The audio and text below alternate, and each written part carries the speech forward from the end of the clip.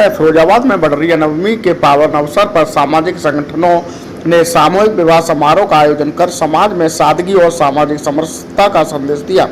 अलग अलग आयोजनों में कुल 29 जोड़ों ने वैदिक मंत्रोच्चार और अग्नि को साक्षी मानकर विवाह बंधन में बंधे नव दंपतियों को आशीर्वाद देने के साथ साथ उन्हें गृहस्थी का आवश्यक सामान भी भेंट किया गया। फिरोजाबाद ये जो आज सामूहिक विवाह हो रहा है, ये किस तरीके से हो रहा है, कितने जोड़ों ने भाग लिया है इसमें और क्या क्या सुविधाएं हैं? ये हमारी समिति है, मान्यवर काशीराम साहब जन सेवा समिति और जननायक कर्पूरी ठाकुर जन सेवा समिति के माध्यम से ये प्रोग्राम एक साल में 4 बार कराते हैं। आज 21 जोड़ों की शादियां हो रही हैं और हम लोग गृहस्थी का सामान दे करके पूरी तरह से इनका शादियाँ कराते हैं यहीं और इससे फजूल खर्ची और सारी चीज़ें रोक लगती है। लोग ऐसा गरीब लोग कभी कर्ज से बचते हैं। हमारा केवल ये वो है कि ये दान दहेज जितना मुमकिन होता है उतना हर लड़की वाला देता है, लेकिन ये जो मांग होती है जिसमें दान दहेज की वो नहीं होनी चाहिए। दान दहेज रहित शादियाँ हों, ये हमारी समिति का उद्देश्य है। शहर में कुछ लोगों का आरोप ये भी है कि समितियों को एक तरीके से बिजनेस बना दिया।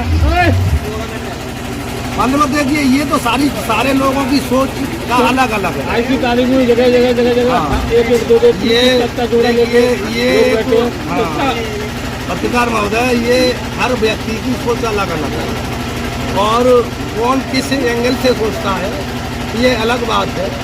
एक आदमी देखता है कि ये आधा गिलास पानी है, जो देखने वाला है वो देखता है कि आधा गिलास खाली है, और जो भरा देखना चाहता है वो कहता है आधा गिलास भरा है। बिल्कुल आपकी बात ठीक है, मगर 2, 1, 4, 5 जोड़े करके इस रोड पे चले जाए आप किसी भी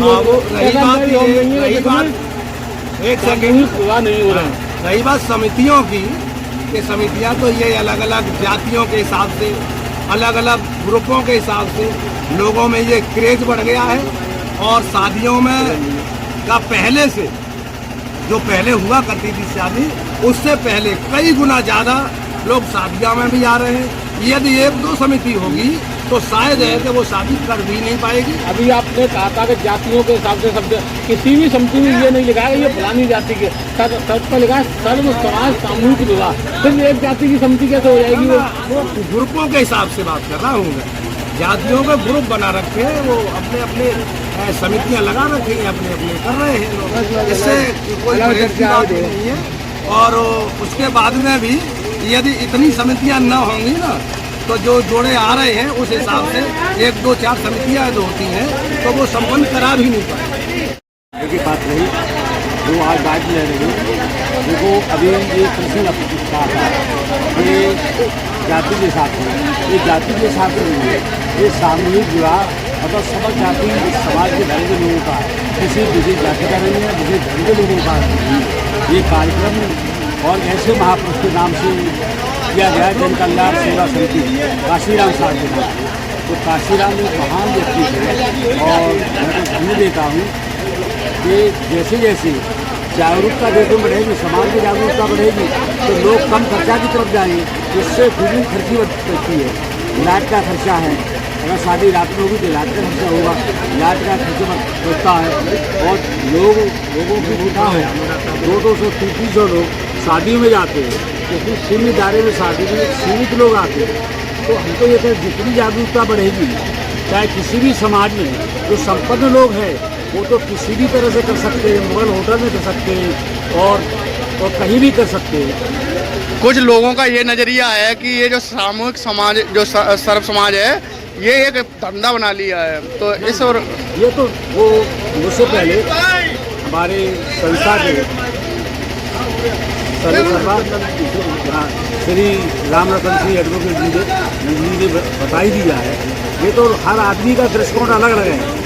कोई आदमी तो कहता है कि खाना खा लीजिए, जब पढ़ाने का अच्छा महसूस हुआ तो कहेगा कि खाना खा लीजिए, और वैसा ही कोई लठ गवार होगा वगैरह खाना टेस्ट लीजिए।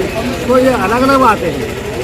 मेरे ख्याल से आदमी को अगर सारी व्यवस्था चलती है, सोच के ऊपर चलती है, जिस व्यक्ति के अंदर सोच होगा, जिस व्यक्ति के अंदर संकल्प होगा, जिस व्यक्ति के अंदर जुनून होगा, तो कोई काम, किसी भी तरह का काम कोई बड़ा नहीं है, हर आदमी कर लेगा उस काम।